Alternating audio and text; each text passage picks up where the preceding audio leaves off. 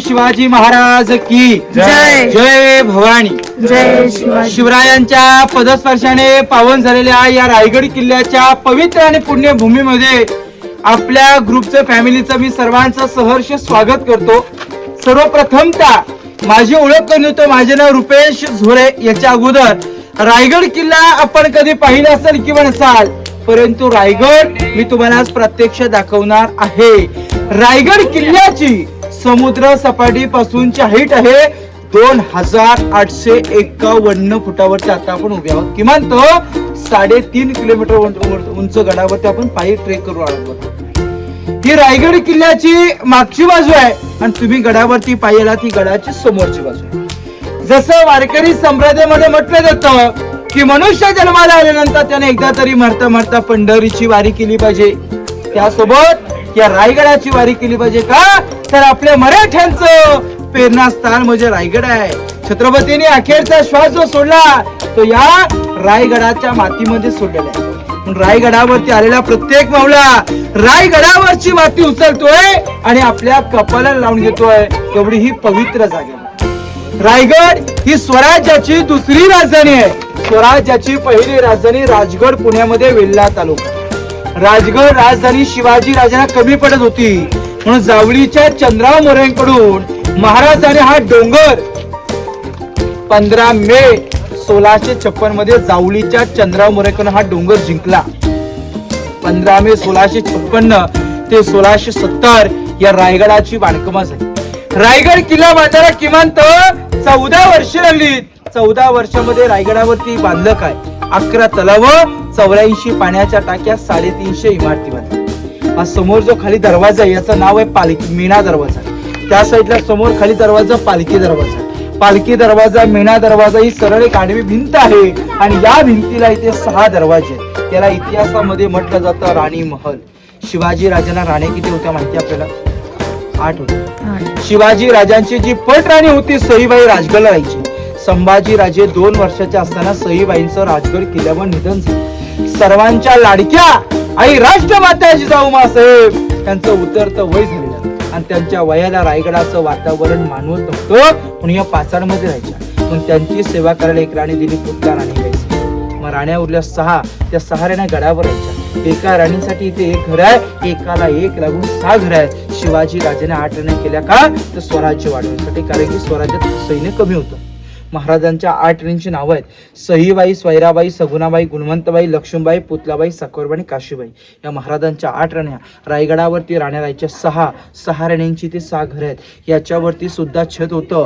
सागाची लाकडं, मातीची कौलं. इंग्रजाने 1818 मध्ये हल्ला केला आणि त्या हल्ल्यामध्ये रायगडावरती असणारी लाकडी छत होतं हे पूर्णपणे जळून गेलेलं आहे. तुम्ही राणी महलामध्ये टॉयलेट बाथरूम भांडे पाहिलं का? नाही ना. मग आता एका राणीच्या एका महलामध्ये उभ्या आहेत. आपण सुरुवात इथून केली. सुरुवात किल्ल्याची माहितीपासून इथून होते. हा जो पहिला चौथरा जो आहे राणीचा बैठक हॉल, 2 नंबरचा चौथरा राणीचा बेडरूम, एक हवा खाण्यासाठी खिडकी आहे. त्या छोट्या दरवाज्यातून आतमध्ये गेलात ना तर राणीचं 450 वर्षापूर्वीचं राणीचं दगडातलं इंडियन टॉयलेटचं जे भांड आहे ते आजही रायगडावरती प्रत्यक्षात आपल्याला पाहायला भेटतंय. इथे सर्वांनी जाऊन टॉयलेटची भांडी बघून या.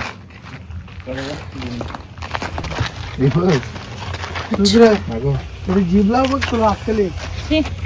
हे भांड आहे. आपण बोलतो रे. हा एक आहे. वेगवेगळे 2 आहे तिकडे.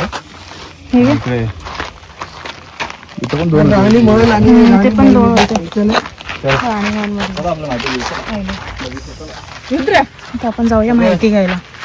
चला.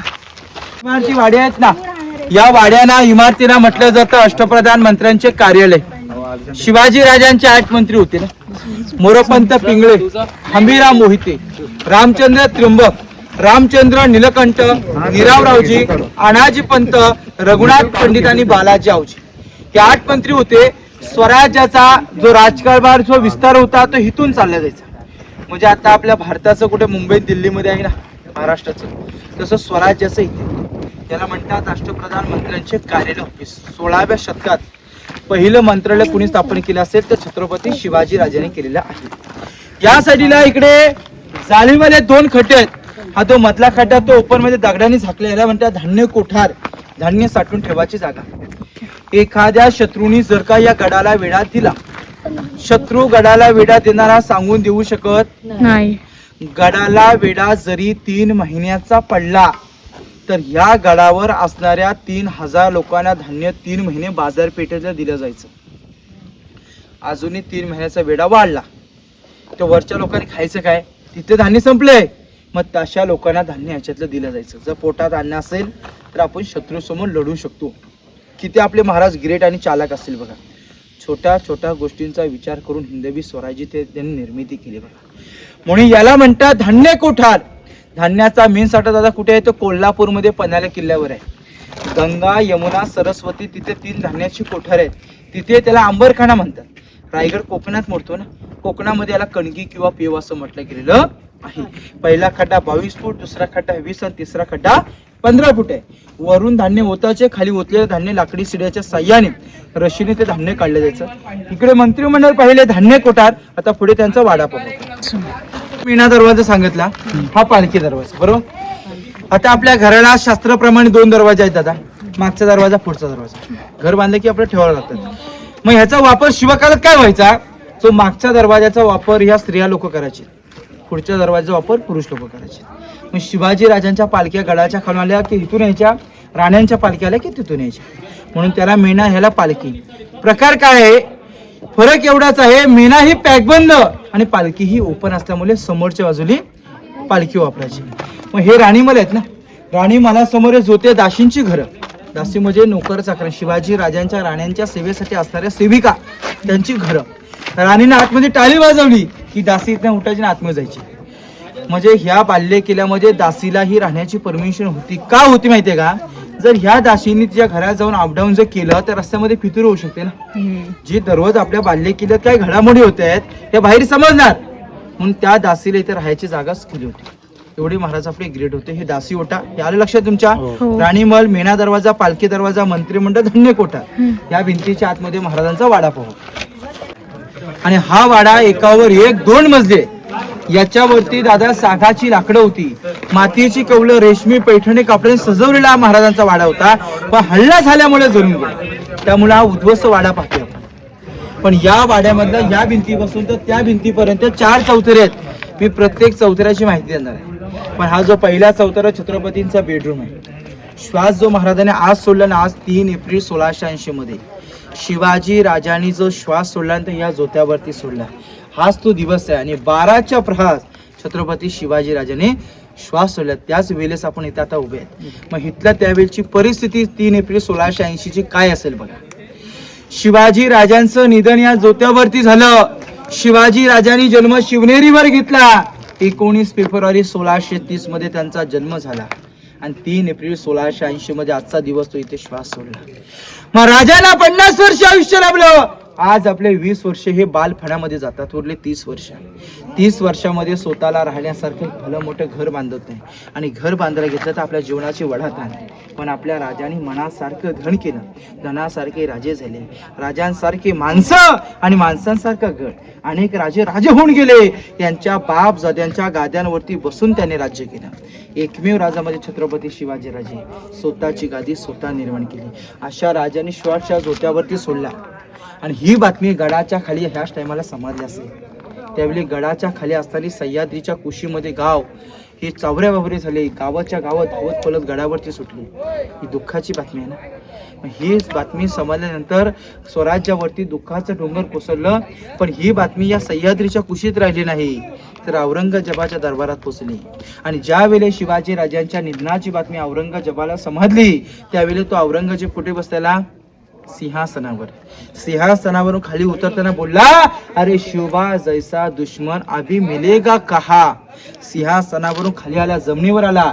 जमिनीवर दोन्ही गुडघे टेकवले, खुदाच्या दिशेने हात करून नमाथाच्या रुखाता पडायला लागला की ये मेरे अल्लाह तेरे जन्नत के दरवाजे खुले आम रखना.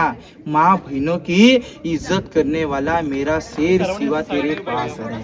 म्हणजे शत्रू मरून सुद्धा ज्याला अभिमान आहे अशा राजाने श्वास आजच या जागेवर सोडला. हा आपल्या महाराजांचा बेडरूम आहे. दर्शन घेतलं तुम्ही? हो हो घेतलं. हा महाराजांचा बेडरूम. त्यांचे पुत्र धर्मवीर छत्रपती संभाजी राजांनी इथे या वाड्यामध्ये 9 वर्ष वास्तव्य केलं. मग या राजाने इथे 9 वर्ष वास्तव्य केलं. मग ह्यांचा इतिहास कुठे आहे? इतिहास घडवला मराठ्याने, लिहिला अनेकांनी. तर्क लावले गेले, इतिहास लिहिला गेला. पण संभाजी राजांचा इतिहास हा पाठी दडूनच ठेवला. कारण की संभाजी राजांच्या विरोधात खूप लोक होते. मग संभाजी राजांचा इतिहास आपण 2 ओळीमध्ये ऐकूया. ज्या वेळेस संभाजी राजांना औरंगजेबाने कैद केलं, किती दिवस? 42 दिवस. आता आपण बलिदान मास पाहिले ना, 42 दिवस कैद केलं. काय त्यांचं म्हणणं होतं की तुम्ही तुमचा धर्म सोडा, आमच्या धर्मात या. आमची मुलगी आहे, 5 मुली आहेत, कोणत्याही मुलीशी लग्न करा. पण त्या राजाने धर्म सोडला का? नाही. टापक्या सल्या डोल्यात भरल्या, अंगाची चामडी केली, शरीराचे तुकडे केले, लाही केली, मीठ चोरलं आणि अखेर टेपला औरंगजेब संभाजी राजांना सतू लागला. अरे संभा, तेरे को है क्या इस्लाम कबूल बोल होतोस का मुसलमान? संभाजी राजा औरंगजेबाला काय म्हटले? अरे औरंगजेब, मी हिंदू म्हणून जन्माला आलोय, हिंदू म्हणूनच मरणार. उडल्या जरी माझ्या रक्ताच्या चिलकंड्या तर त्या भगव्याच असणार, भगव्याच असणार. अशा राजाने इथे 9 वर्ष वास्तव्य केले. तो औरंगजेब तिथून निघाला, त्याच्या दरबारात गेला. त्याच्या बडी बेगम साहेबाला काय म्हणतोय की हे मेरी बडी बेगम साहिबा, इस कहापीर शिवा ने एक संभा जैसे बेटे को जन्म दिया आणि वही संभा आज हमारे घर में जो पैदा होता ना, तो आज हम पूरे हिंदुस्तान पे राज करते हैं. त्या राजाने मला शेर आहे, देश धर्म पर मिटने वाला शेर शिवा का छावा था, महापरम प्रतापी पते एक ही शंभू राजा था, एक ही शंभू राजा था. बोला छत्रपती श्री शिवाजी महाराज की जय. छत्रपतींचा आपण बेडरूम पाहिला आणि 2 नंबरच्या चौतऱ्यावरती उभ्या त्या छत्रपती शिवाजी राजांचा मुतपाखाना. हे स्वयंपाकघर आहे, म्हणजे आताच आपल्या घरातलं किचन. महाराजांचं जेवण त्यांच्या नजरेसमोरच बनवलं जायचं, कारण की शिवकाला विष प्रयोग हे खूप व्हायचे, विष बाधा व्हायचे ना, म्हणून त्यांच्या समोर त्यांचं किचन होतं. आलं लक्षात तुमच्या? Bedroom kitchen. 3 नंबरचा चौतरा, या चौतऱ्याला म्हटलं जातं सचिवालय, म्हणजे राजांचं मुख्य ऑफिस. त्याला म्हणतात दफ्तरखाना, म्हणजे वाड्यातलंच ऑफिस. 4 नंबरचा चौतरा आहे तो दिल्लीच्या लाल किल्ल्यावर 2 प्रकार आहेत. एक आहे दिवाणी आम, दुसरा आहे दिवाणी खास. एक आम जनतेसाठी, एक खास जनतेसाठी. दिवाणी आम, दिवाणी खास ही शब्द उर्दूमध्ये आहेत. जर मराठीमध्ये त्यांना रिपीट केले ना तर त्याला म्हणतात सदर, न्याय निवाडा, हायकोर्ट, हाय शिक्षा. एखादी व्यक्ती छत्रपतींची भेट घ्यायला आले, व्यक्ती इकडे येणार आहे, समोरची बाजू इकडे आहे. मग आल्यानंतर ती दरबारामध्ये येणार. दरबारात आल्यानंतर तिथे विचारपूस होणार. नंतर ही बातमी शिवाजी राजांकडे येणार. आल्यानंतर राजे सांगायचे त्यांना बोलून घ्या आपल्या सदरेवरती. संभाजी सिरियलमध्ये तुम्ही ऐकलं असेल की त्यांना बोलून घ्या सदरेवरती. म्हणजे आहेत बातचीत त्या चौतऱ्यावरती केली जाते, म्हणून त्याला म्हणतात सदर, न्यायालय. सदर, ऑफिस, किचन आणि बेडरूम. राजवाडा तुम्हाला समजला. आता राजवाड्याची समोरची दिशा आपण समजून घेऊया.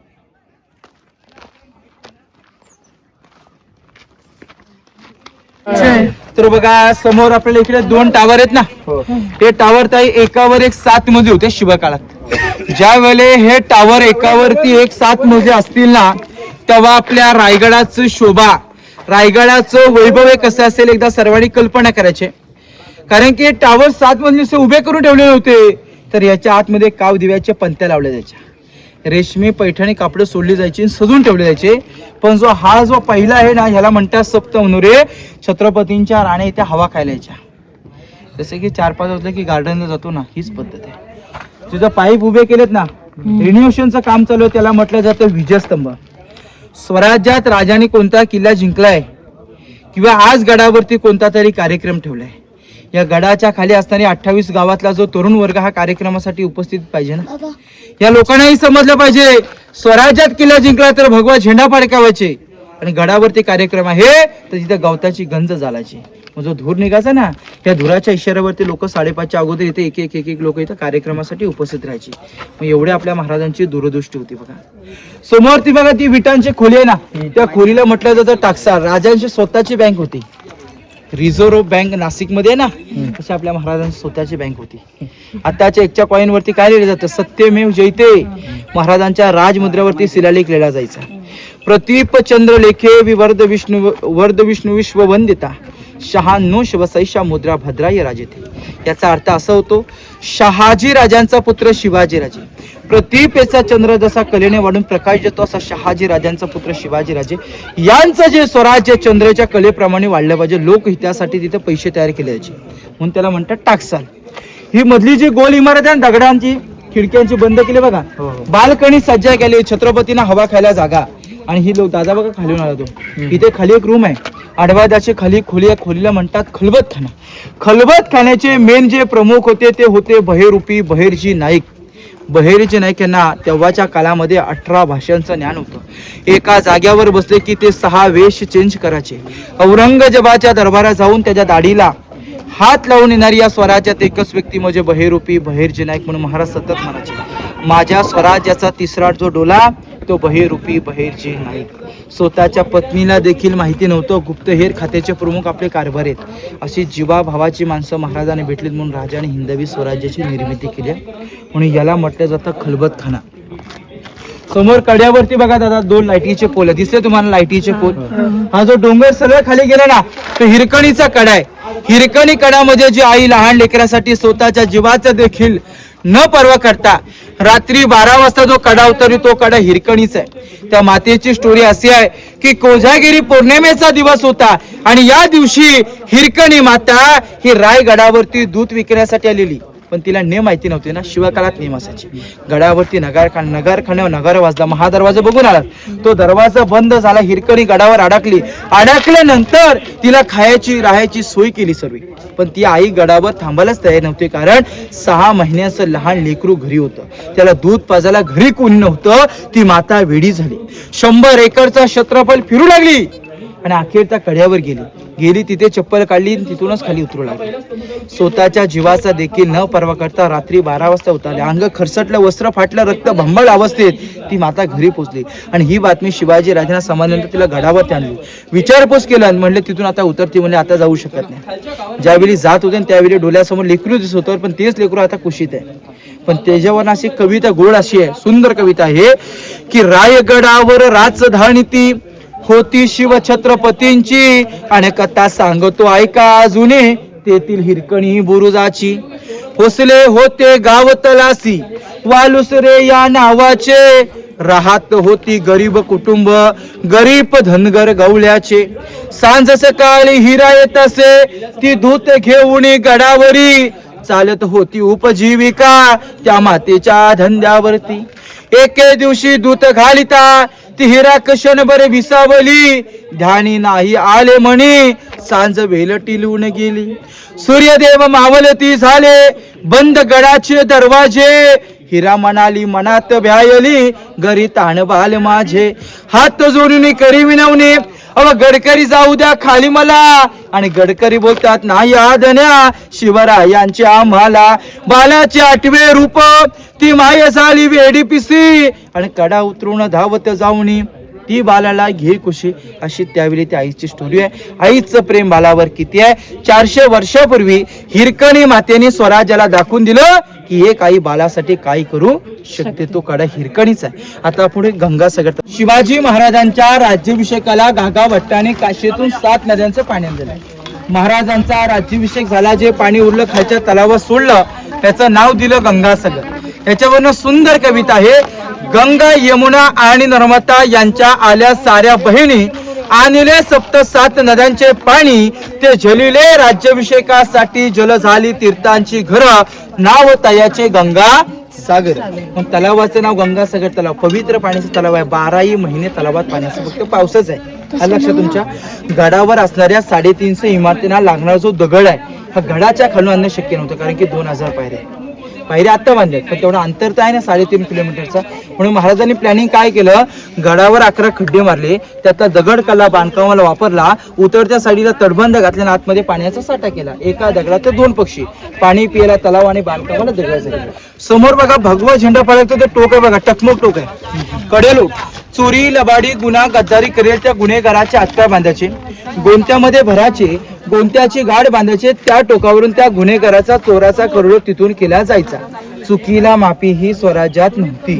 आता पुढे त्यांचा आपण राज दरबार पाहूया. चले. जय भवानी. जय शिवाजी. ज्या जागेवरती आपण उभ्यात ना या जागेला म्हणतात किंगकोट राज दरबार की झुकल्या वाकल्या किती गर्विष्ठ माना या शिवमंदिर इथे छत्रपतींचा 6 जून 1674 ला राज्याभिषेक राज्याभिषेकाच्या वेळी या दरबारात 6000 मावळ्यांची उपस्थिती होती. रेशमी पैठणी कापड मशिलीचा उजीड मखमली गोंड्याने सजणारा भव्य दिव्य हा महाराजांचा दरबार होता. पण या दरबारामध्ये सकाळी 5:30 वाजता 6000 मावळ्यांची उपस्थिती होती. प्रत्येक मावळ्याने पेन्हावा केला होता. डोक्याला भगवा फेटा, कमरेला भगवी शाल, कपालाला चंद्रकोर, कानामध्ये बाळी आणि त्यांच्या पिल्लान मिशनवर ताव देत महाराजांच्या राज्याभिषेकाला इथे उपस्थिती आहे. शिवाजी राजांचं 32 सोन्याचं सिंहासन त्या जागेवरती लखलखतंय. एक मन म्हणजे 40 किलो 1280 किलो वजनाचं राजांचं सोन्याचं सिंहासन त्या जागेवर. जुल्फिकार खान याचं टोपण नाव इतिकाद खान.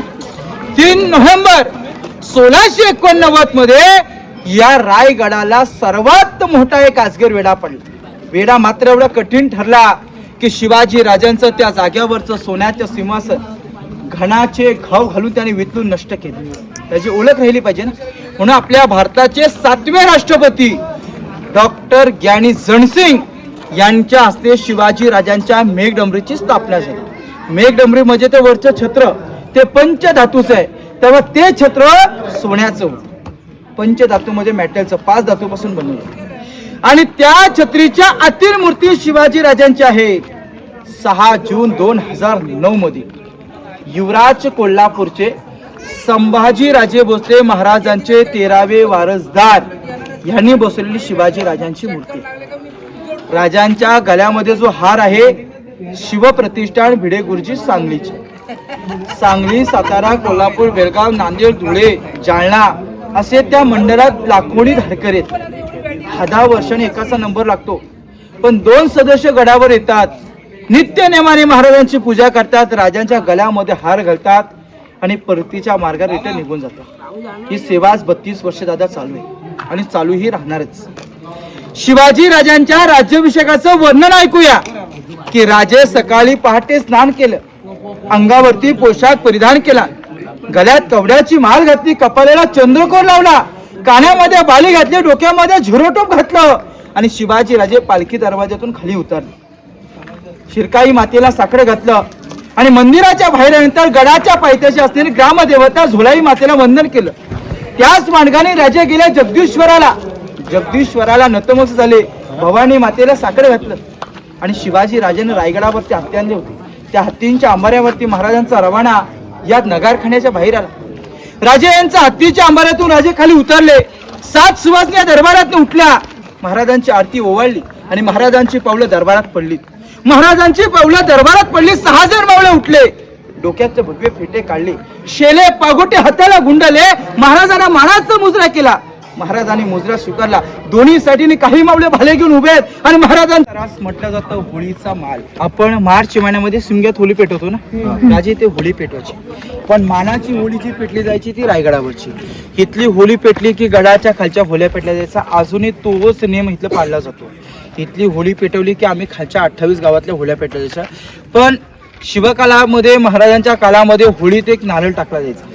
मग तो नारळ जो बहादर असेल तो हाताने काढेल, त्याला हातातला कडा 1.25 किलो डोक्याचा फेटा दिला जायचा. संभाजीराजे हे 9 वर्षाचा असताना याने पेटक्या होळीतून नारळ काढला. तो हा होळीचा माल आहे. होळी माला समोरच आपल्या महाराजांची मूर्ती. 1974 पहिले मुख्यमंत्री यशवंतराव चव्हाण यांच्या हस्ते बसलेली शिवाजी राजांची ही मूर्ती आहे बघा. या साईडला इकडे दुर्भर पसरली इमारत बाजारपेठेची जी लांबी आहे ती 800 फुटाची लांबी आहे आणि 40 फुटाची रुंदी आहे. आगे दुकान, पिछे मकान, बीच में स्टोर रूम. म्हणजे जो दुकानदार होता त्याला राहण्यासाठी पण त्या जागेवरती हे सोय होती बघा. माहिती देण्याचं सर हे माझं काम आहे, मात्र दर्शन घेणे आपलं काम आहे ना. ह्या बाजारपेठेतून सरळ गेला तर जगदीश्वराचं मंदिर तिकडे बघा. ते मंदिर इथून पाहतो. मंदिराचा आकार कसा पाहायला भेटतो आपल्याला? मस्जिद सारखा आहे. मंदिराचा आकार मस्जिद सारखा का दिला? मोगलांना वाटलं पाहिजे मंदिरे आपल्या, आपण तोडफोड नाही केली पाहिजे म्हणून त्या मंदिराचा जो वरचा आकार जो दिला तो मस्जिद सारखा दिला.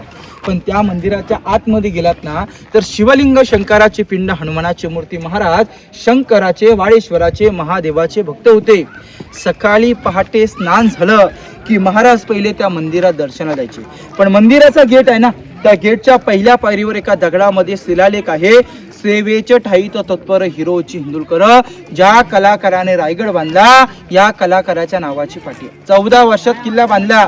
महाराज हिरोजीनं म्हणतात रायगड जर बांधलाय तर आमच्याकडनं तुम्हाला काय बक्षीस हवे? सोनं, नाणं, पैसा, हडका, धन, दौलत, हिरे, मोती, खजिना, 10 गावाची वतनदारी का हवंय ते मागा. आज आम्ही द्यायला तयार. ते काय म्हणले, पैसा हडका मला काही नको, पण ज्या मंदिरात तुम्ही दर्शन घ्यायला जाता त्या मंदिराच्या पहिल्या पायरीवर आमच्या नावाची पाटी बसवण्याची परवानगी द्या आणि त्याच पायरीवर सदैव तुमच्या पायाची धूल पडत राहावी राज. बस आम्हाला एवढंच बक्षीस पाहिजे. सेवेच्या ठाई तत्पर हिरोजी हिंदुलकर. तिथेच महाराजांची समाधी आहे. समाधीच्या पाठीमागे वाघ्या कुत्र्याची समाधी आहे. या वाघ्या कुत्र्यावरनं सध्या या महाराष्ट्रामध्ये वाद निर्माण झाले. काही जाणकारांची मतं असतात की वाघ्या कुत्रा होता, काही जाणकारांची मतं असतात की वाघ्या कुत्रा नव्हता. म्हणून वाघ्यावरनं वाद निर्माण झाला आणि त्या वाघ्यासाठी तिथे पोलीस प्रोटेक्शन देण्यात आलेलं आहे. बघा इथे आपली माहिती संपलेली आहे. दर्शनाला आपल्या मंदिरात जायचं आहे. पण माझ्या प्रत्येक ग्रुपला शेवटचे 2 शेर ऐकवतो ना की घासल्याशिवाय धार नाही तलवारीच्या पातेला आणि मराठ्यांविना अर्थ नाही या महाराष्ट्राच्या काळ्या मातीला. की अंधार फारे झाला की पाहता दिवा पाहिजे आणि पुन्हा एकदा या महाराष्ट्राच्या भूमीला राष्ट्रमाता जिजाऊ मासाहेबांचा शुभा पाहिजे. जिजाऊ मासाहेबांचा शुभा पाहिजे. बोला छत्रपती श्री शिवाजी महाराज की जय. जय भवानी. जय शिवाजी. हे बघा हे रायगडाचे कुठे आहेत? हे पूर्ण बाजारपेठ. आता आम्ही तर चाललोय शॉपिंग करायला. छान माहिती दिली आम्हाला आणि आता आम्ही आलोय बाजारपेठमध्ये. माहिती खूप छान. राहायला प्यायला वगैरे सोय होती इथे. पूर्ण माहिती खूप छान दिली. ब्लॉग पूर्ण बघा मग समजेल. तर आपण जाऊया पुढे जगदीश्वर मंदिरामध्ये आणि आता आम्ही चाललो आतमध्ये. चलो खूप ऊन आहे बाबा. का दरवाजा हे मंदिर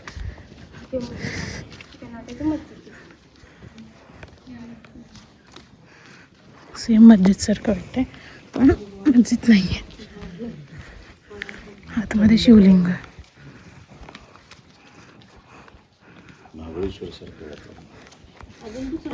काय दिसतं दुसरे किल्ले ते कुठे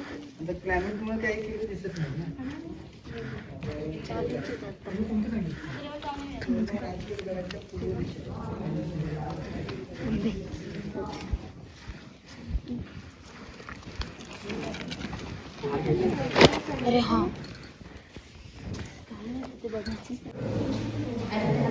तिथे जाऊन पोचलो मंदिरामध्ये. मला चाललं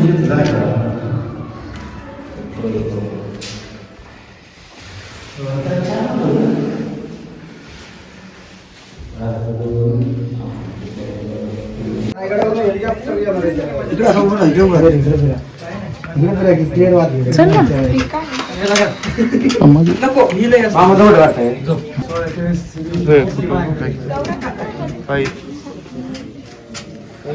महाराजांची समाधी. हा चल ना रे. किती लिहिलं आहे ना ते.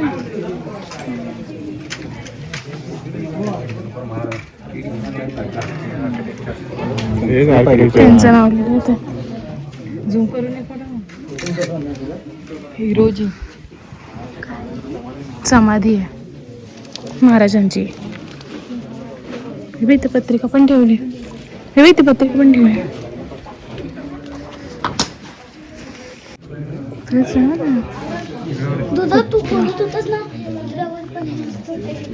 तर गाईज इथे दादा रोपवेची तिकीट काढतोय इथे पनवेली.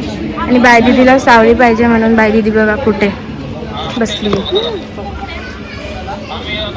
भेटली सावली. रोपवे चाललोय गाईज आम्ही आता.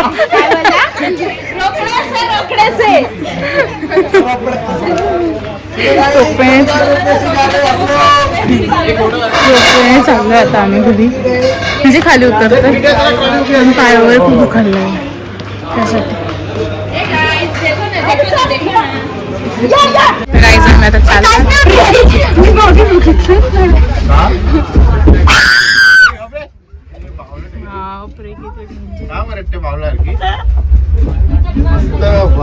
डेंजर आहे मस्त